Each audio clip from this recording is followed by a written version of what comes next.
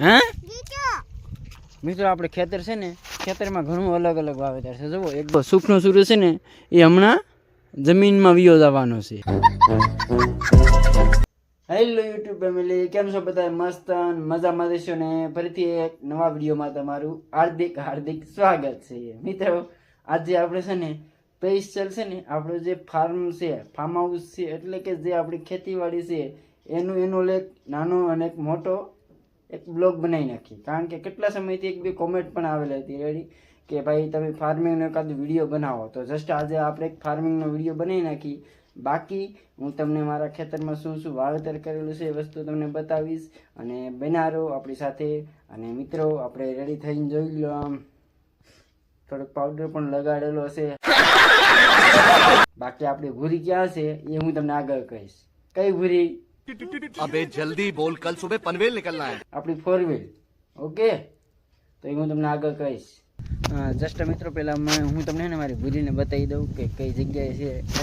Exact જોઈ શકો છો, સામે જો પડી સંપાનું જે ઝાડ છે ને લીલું સમ, એની નીચે એક્ઝેક્ટ પડી છે ને મસ્ત આમ સફેદ ધોઈને બોઈને કમ્પ્લીટ કરીને મૂકી દીધેલી છે. અને જસ્ટ થોડી વાર પહેલાં ને ભાઈનો ફોન આવ્યો. છોકરી છે જે નાની રેડી, એ સ્કૂલ ભણે છે શાળામાં, તો જસ્ટ એને લેવા જ આવું છું. અને એક નક્કી કર્યું કે જુઓ આપણી પાસે આ ગાડી છે, સ્પ્લેન્ડર છે અને સુપર સ્પ્લેન્ડર છે. જસ્ટ અમેઝિંગ કરો તો એનીમાંથી કઈ અત્યારે લઈ જ આવી છે સ્કૂલે લેવા જવાય. કારણ કે આ તો ભાઈ સીએનજી છે અને પેટ્રોલવાળી છે ને આ બે પેટ્રોલવાળી છે. તો જસ્ટ હે ને આપણે ડિસાઈડ કર્યું કે સુપર સ્પ્લેન્ડર લઈને જઈએ. ગામ આવવાનું છે. આમાં તા હે કોણ? શું છે એમાં? એમાં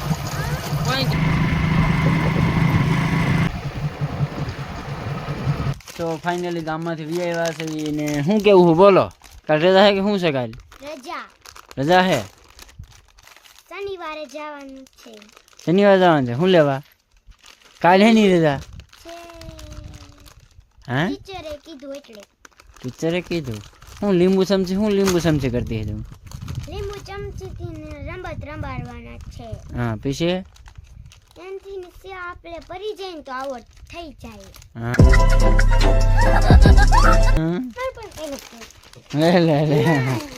वाह क्या एक्टिंग कर रहा है. ફાઇનલ મિત્રો હવે ને આપણે કપાસ દેખાડી દઈએ કે ભાઈ આપણે કપાસ કેવો છે ને કેટલી વીણી આવે છે ને કેટલા લોકોની મજૂરની જરૂર છે. જોઈ શકો છો આ આપણો કપાસ છે, ફૂલે ફૂલ તળી ગયેલો છે. જોઈ શકો છો કે ને કેવો ધો કાઈ ગયેલો છે. ધો ફૂલ છે ને સફેદ ચાંદી છે ને, એકદમ સફેદ ચાંદી. મિત્રો આ કપાસ છે ની બાજુમાં એક ઝેડ જુઓ કેમ છે ને. આ શું છે તમને ખ્યાલ છે કોઈને? મરચા. શું છે આ? મરચા. મરચા છે, મરચા. શું છે? લાલ મરચા. જોઈ શકો છો કેટલા ઢીગલા છે. હા અમે જોઈ શકો છો. દેખાય? થોડુંક ઝૂમ કરીને દેખાડી દઉં. હા મિત્રો આપણે ખેતર છે ને, ખેતરમાં ઘણું અલગ અલગ વાવેતર છે. જુઓ એક બીજું વાવેતર દેખાડ્યું.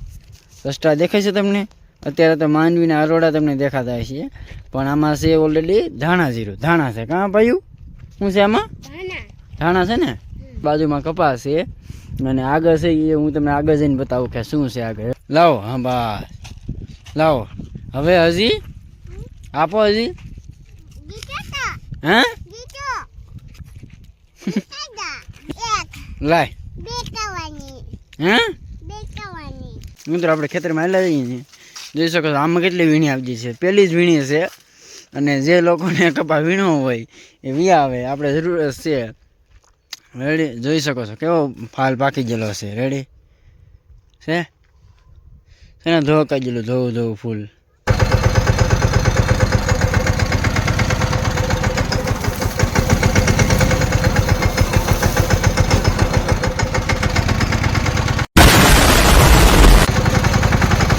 પહેલાં તમને દેખાડી દઉં ને પછી તમને આની વિશે કહું. જોઈ શકો છો તમે આ છે ને એક દેશી મરચી છે. દેશી મતલબમાં છે ને બહુ સમય મોડો પાકવાનો છે, કારણ કે ઓણનું વરસ છે ને એ ખેતીવાડીમાં તમને ખ્યાલ જ છે જે નબળું ગયેલું હતું, અને જે વરસાદ વધારાના કારણે ઓણ છે ને આ બાજુ વરસાદ બહુ પડેલો અમારી બાજુ રેડી. એટલે છે ને આ મરચીમાં કાંઈ છે નહીં લેવાનું. બાકી જે મરચી છે મોટી છે જે બીજી છે જસ્ટ જોઈ શકો છો. આ મરચી ઝીણી છે, એની બાજુમાં જસ્ટ મોટી મરચી છે એકદમ ઊભી ને લીલી સમ. બાકી તમને આગળ વિડીયોમાં બતાવ્યું છે જે મરચાં તૂટી ગયેલા છે રેડી, જે લાલ ઘૂમરા જેવા મરચાં છે. તો એ આ મરચી જે મોટી છે એના જ છે બધાય મરચાં. એ હજી પણ છે આગળ, એ હજી બતાવું તમને આગળ. બીજું ખેતર છે એ બતાવું તમને હું. હવે એ ખેતર કયું છે એ તમને આગળ કહું. આપણી પાસે ખેતરના ઢગલા ને ઢગલા છે. म्यूजिक મિત્રો જસ્ટ આ મરચી છે, આ મરચી તમને દેખાય છે. જસ્ટ એની બાજુમાં એક્ઝેક્ટ એની બાજુમાં છે ચણા, જોઈ શકો છો. લગભગ 1.5 થી લઈને 2 વીઘા જેવા ચણા છે. બાકી બાજુમાં બીજાની વાડી આવી ગઈ, જોઈ શકો છો. અવડા સીણા થઈ ગયા છે. જો સીણા આવડા થઈ ગયા છે અત્યારે છે ને, હારું એકદમ લીલું સામ. એટલે આ રીતનું બધું એ જમીનનું છે. મિત્રો જરા આ વિડીયો છે ને આગળ એક સ્કીપ આવશે, તો આગળ એક રીલને ટાઈપનું આવશે, જેમાં એમ કહેવામાં આવશે સોંગનું જે સુખનો સૂરજ. સુખનો સૂરજ તો આપણે ઉગી ગયો છે, પણ અહીંયા જુઓ સુખનો સૂરજ છે ને એ હમણાં જમીનમાં વિયો જવાનો છે, મતલબ આથમી જવાનો છે રેડી. તો અહીંયા આપણે સૂરજ દાદા પણ નમવાની તૈયારીમાં છે. ડેલી સાંજમાં એક કલાક થઈને 1.5 કલાક ડેલી રનિંગ કરું છું. રનિંગ મારું ચાલુ છે હાલમાં, કારણ કે શું થોડીક બોડી બનાવવું છે રેડી. પણ કરું છું તો એમાં પણ ટાઈમિંગ હોય 1 કલાક થઈને 1.5 કલાક ડેલી ટાઈમ આપું છું સાંજનો. ક્યારેક ટ્રાવેલિંગ કરતો હોય તો ટાઈમ નહીં પણ આપતો હોય, તો એ રીતનું એડજસ્ટમેન્ટ અલગ અલગ થાય છે. બાકી હવે આ બ્લોગને અહીંયા આપણે એન્ડ કરીએ. બાકી સારો લાગ્યો હોય તો લાઈક, કોમેન્ટ અને સબસ્ક્રાઈબ કરી નાખજો. બાકી મળીએ એક નવા બ્લોગમાં. ત્યાં સુધી ટાટા બાય બાય.